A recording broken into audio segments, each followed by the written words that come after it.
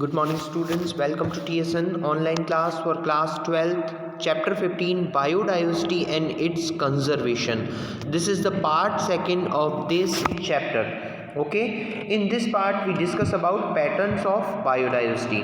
So biodiversity is not a uniform throughout the world because it is affected by two factors. Okay, first is biodiversity ये कह रहा है कि point ये बताता है कि पूरी जगह बायोडाइवर्सिटी एक तरह से नहीं है. बायोडाइवर्सिटी वेरी करती है. बायोडाइवर्सिटी की जो वैल्यू है वो नंबर्स है वो वेरी करते हैं. Okay, first is two factors. First is latitudinal gradients. Okay, biodiversity increase from poles to equator.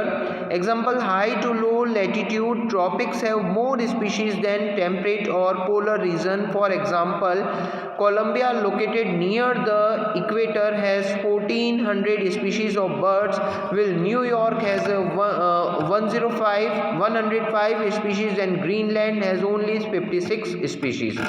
So student, biodiversity को अफेक्ट करने वाले जो फैक्टर हैं, मीन्स बायोडाइवर्सिटी के जो नंबर को अफेक्ट करने वाले फैक्टर हैं वो फर्स्ट है लैटिट्यूडिनल ग्रेडियंट. ओके स्टूडेंट, जैसे हम पोलर रीजन से इक्वेटर रीजन की ओर आते हैं बायोडाइवर्सिटी जो है वो इंक्रीज हो जाती है. Means more and more plants and हमें एनिमल्स की स्पीशीज़ मिलती है. इसका अच्छा एग्जांपल है जो कोलंबिया है वो सिचुएटेड है इक्वेटर के पास में.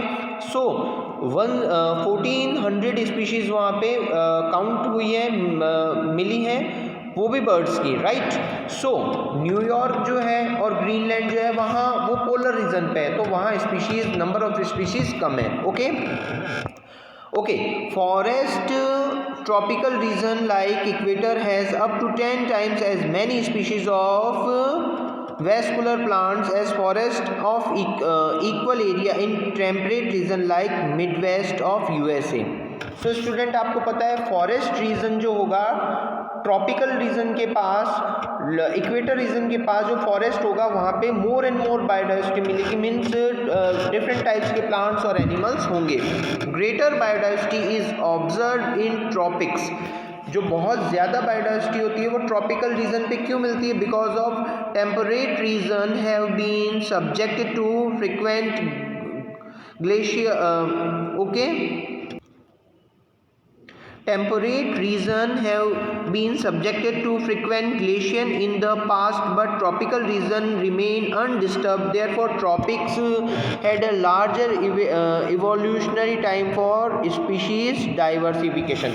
So student, आपको पता है जो ट्रॉपिकल रीजन है वहाँ पे जो फॉरेस्ट हैं अभी भी वहाँ तक स्पीशीज़ जो है वो अनडिस्टर्ब है, अपने नेचुरल हैबिटाट में वो है.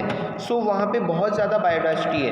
उनके कंपैरिजन में जो दूसरी जगह जो प्लांट्स है, एनिमल है, उन पर ह्यूमन एक्टिविटी के इफेक्ट से उनके नंबर्स कम हो गए हैं. Okay, species area relationship. Okay, German naturalist and geographer Alexander von Helmont observed that within a region species richness increase with increasing exploration area but up to a limit. Okay, so एक scientist थे इन्होंने von हेलमॉन्ट, इन्होंने ये बताया कि जैसे जैसे research area थोड़ा बड़ा होता है डाइवर्सिटी जो है बायोडाइवर्सिटी उसके नंबर भी इंक्रीज होंगे.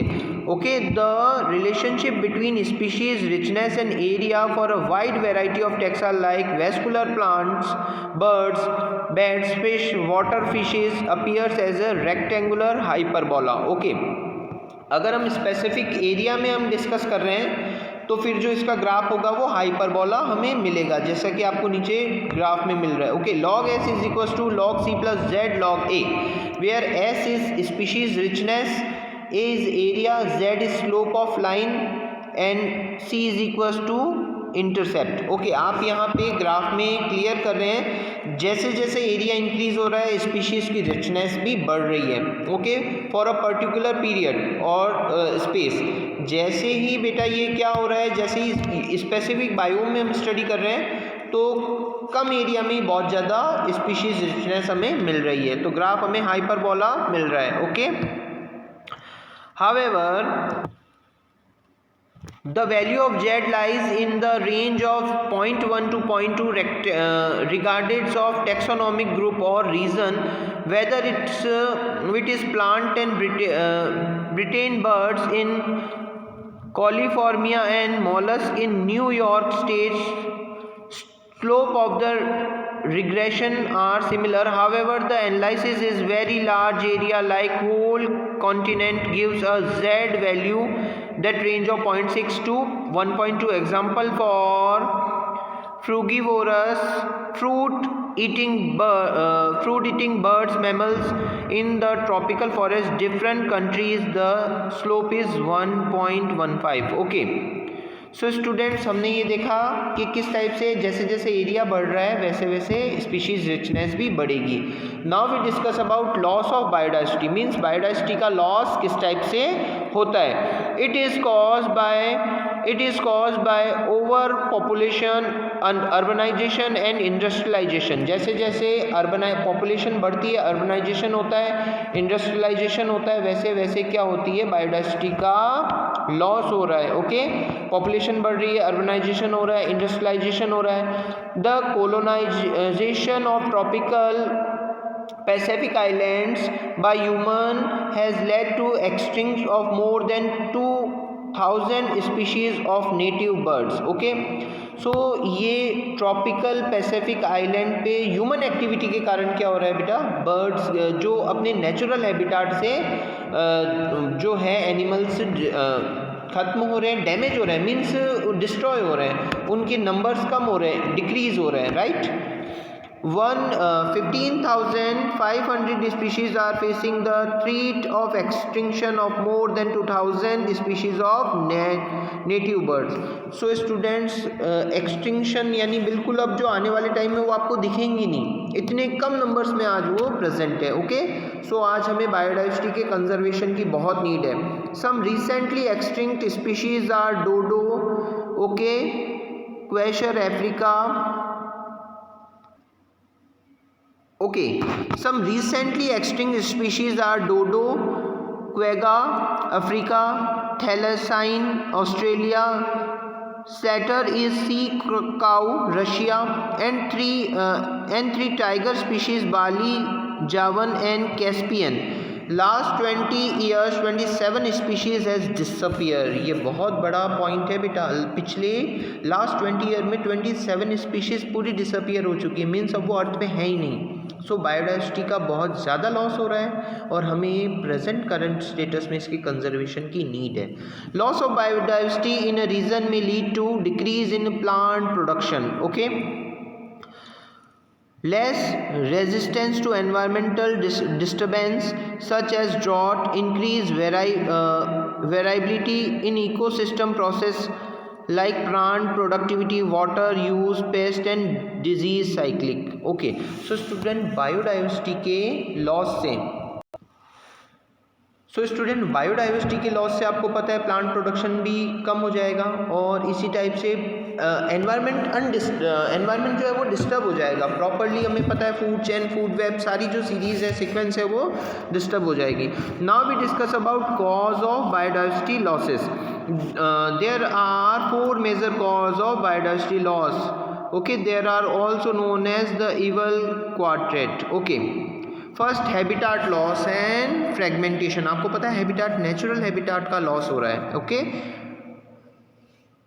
destruction of habitat is primary cause of extinction of species. The Amazon rainforest, called the lungs of planet, is being cut and cleared for cultivation of soya beans and for conservation into grassland for raising beef cattle. Okay, आपको पता है बेटा कि natural habitat का बहुत ज़्यादा loss हो रहा है. जो ये हमारे अमेज़ॉन के रेन फॉरेस्ट हैं, इन अमेज़ॉन के रेन फॉरेस्ट को अपन लंग्स ऑफ प्लेनेट कहते हैं. इतने ज़्यादा यहाँ पे प्लांट्स हैं. ओके, सो इनको कट किया जा रहा है खेती के, एग्रीकल्चर के लिए. यहाँ पे जो काउस हैं उनको ग्रेजिंग, उनकी रेजिंग हो रही है. मीन्स जो है इन नेचुरल हैबिटाट को डैमेज किया जा रहा है, जिससे क्या हो रहा है बेटा, बायोडाइवर्सिटी का लॉस हो रहा है. When large sized habitat are broken और fragmented due to human settlements, building of roads, okay, digging of can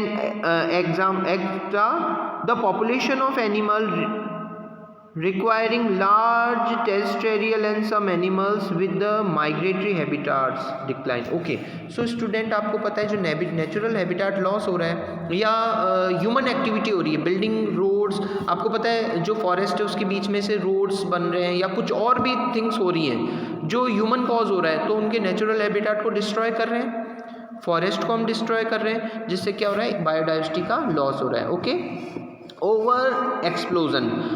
Okay, when biological system is over exploited by man for natural resource, it result to degradation of extinction of resources. For example, satellite sea cow, passenger pigeon and some more marine fishes have become extinct due to over explosion. आपको पता है बहुत ज़्यादा जब हम nature से resource का use करते हैं तो उनकी नंबर्स कम हो जाएंगे और एक टाइम वो एक्सटिंक्ट ही हो जाएंगे. सो ऐसा भी कंडीशन हो रही है. Okay, alien exotic species inversion. Okay, some alien or just a minute, some alien exotic species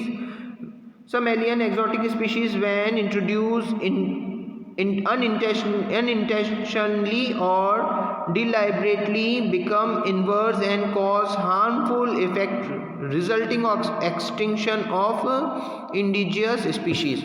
तो आपको पता है बेटा क्या होता है कि जब बाहर से कोई स्पीशीज़ लाकर और हम नेचुरल हैबिटाट में वहाँ कर हमें उनसे इम्प्लांट कर देते हैं या हम उसे वहाँ कर देते हैं, इन्वॉल्व कर देते हैं उस हैबिटाट में, सो हो सकता है वो स्पीशीज़ उस नेचुरल हैबिटाट में रहने वाले अदर एनिमल को डिस्ट्रॉय कर दें, राइट, उनकी डेथ का कॉज बन जाए, राइट. सो ये एलियन एक्जॉटिक स्पीशीज़ के इन्वर्जन से लॉस हो सकता है. Inversion weed species like Parthenium, carrot grass, lantana and Eichhornia water hyacinth cause environmental damage and pose threat to our native species. तो आपने पता है गाजर, कैरेट ग्रास का नाम सुना होगा, आपने जलकुंभी का नाम सुना होगा बेटा, है ना, या बाहर से आने वाला कोई प्लांट हम ला रहे हैं या, है ना, तो उससे नेचुरल हैबिटाट में, उस हैबिटाट में रहने वाले एनिमल या प्लांट को डैमेज हो रहा है, ये बायोडाइवर्सिटी के लॉस का कॉज बनता है. लास्ट पॉइंट इज कॉल्ड को extinction. When A species become extinct the plant and animal species associated with it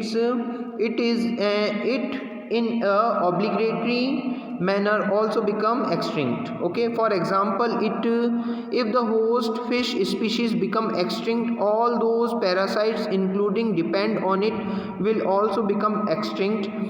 In plants, pollinator mutualism also extinction of one result in extinction of the other. Okay, को extinction में क्या होता है बेटा कि किसी एक स्पीशीज़ के ऊपर अगर कोई दूसरी स्पीशीज़ उसके साथ को रिलेशन में है एनवायरनमेंट में और एक स्पीशीज़ को अगर डैमेज हो रहा है, उसके नंबर्स कम हो रहे हैं, हो सकता है दूसरी स्पीशीज़ भी सेम टाइम जो उससे डिपेंडेड हो उसके नंबर्स भी कम हो जाए या डिक्रीज़ हो जाए या उनकी डेथ ही हो जाए उन स्पीशीज़ के नंबर्स की, right. So that is called को एक्सटिंक्शन. ओके, यानी एक स्पीशीज़ के लॉस से दूसरी स्पीशीज़ का भी लॉस होगा अगर वो दोनों कोरिलेट में है, right. Okay, this is the complete part of this chapter, part second, chapter 15.